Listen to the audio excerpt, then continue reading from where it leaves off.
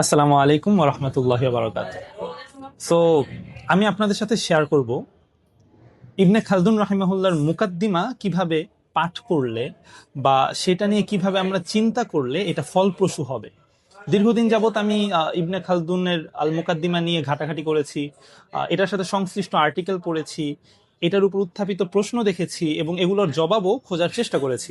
সে যাই হোক, আমি যখন ইবনে খালদুনের মুকাদ্দিমা পড়তে গিয়েছি কিংবা আমার যে সমস্ত ফ্রেন্ডরা মুকাদ্দিমা পড়ছে বা পড়তে যা চাচ্ছে বা পড়া শুরু করেছে, প্রত্যেকের সাথে আমি যখন ইবনে খালদুনের মুকাদ্দিমার টপিকগুলো নিয়ে আলাপ করেছিলাম, তখন না প্রত্যেকের সাথে একটা ঝামেলাপূর্ণ জিনিস আমি অনুভব করেছি। মানে প্রত্যেকের অভিযোগ একটাই, যে ইবনে খালদুনের মুকাদ্দিমা না পড়তে পারে না।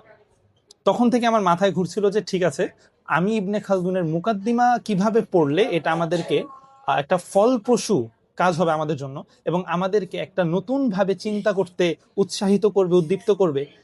এই জিনিসটা আমি আলাপ করব একবারে পুরোপুরি। তো এই সিরিজটা খুব লম্বা হবে। যাই হোক, আমি ইবনে খালদুনের মুকাদ্দিমা পাঠের একবারে প্রথম যে অভিযোগগুলো আসে তার উপরে সেটা নিয়ে আলাপ করবো আজকের এই ভিডিওতে। দেখেন, তাড়াহুড়া করে মুকাদ্দিমা যখন পাঠ করতে যায় কেউ, দুই ধরনের সমস্যায় পড়ে, কমন একবারে এটা। সো প্রথম যে প্রবলেমটা, সেটা হচ্ছে হলো ইবনে খালদুন কিন্তু ধরেন জ্যোতির্বিদ্যা, জ্যোতিষী, এদের সংশ্লিষ্ট কাহিনী, এরপরে ধরেন জাদু ইত্যাদি ইত্যাদি নিয়ে আলাদা আলাদা অধ্যায় রচনা করে রেখেছেন। এখন প্রশ্ন আসে, একজন ইতিহাসবিদ এগুলা নিয়ে আলাদা অধ্যায় অধ্যায় কেন রচনা করেছেন? অনেকে মনে করে কি যে তিনি কুসংস্কারে বিশ্বাস করতেন। এটা একটা কমন মিস্টেক, এটা মানে সবার চিন্তার মধ্যে এসেই পড়ে। এটা হচ্ছিল প্রথম প্রবলেমটার মধ্যে পড়ে। দ্বিতীয় প্রবলেম যেটা, যারা একটু ইন্টেলেকচুয়াল পাবলিক, যারা মনে করেন ইবনে খালদুনের আগে অনেক গবেষণা লব্ধ আর্টিকেলস, তারপরে হচ্ছিল গবেষণা লব্ধ বই এগুলো পড়ে ফেলেছে, তাদের মনে একটা প্রশ্ন আসে, এটার থেকে একটু ডিফারেন্ট। আপনারা খেয়াল করবেন যখন ইবনে খালদুনের মুকাদ্দিমাটা পড়বেন, দেখবেন তিনি না প্রতিটা অধ্যায়ের শেষে বলেন যে ওয়াল্লাহু আ'লাম বিস-সাওয়াব, মানে আল্লাহ ভালো জানে। অথবা দেখবেন তিনি সব অধ্যায় গবেষণালব্ধ জিনিসপত্র আলাপ করে লাস্টে বলছেন যে যে আল্লাহু ইয়ালাম ওয়া আনতুম লা তা'লামুন। এখন যারা ইন্টেলেকচুয়াল পাবলিক, তাদের কোশ্চেনটা হচ্ছে হলো, আচ্ছা এটা যদি একটা তথাকথিত গবেষণালব্ধ বই বা রিসার্চ হয়, তাহলে সব কিছু শুধু খোদার দিকে কেন ফিরে দেওয়া হচ্ছে? মানে সব কিছুর শেষে এমন একটা ভাব যে আমার কোনো দায় নাই ভাই, আল্লাহ সব ভালো জানে।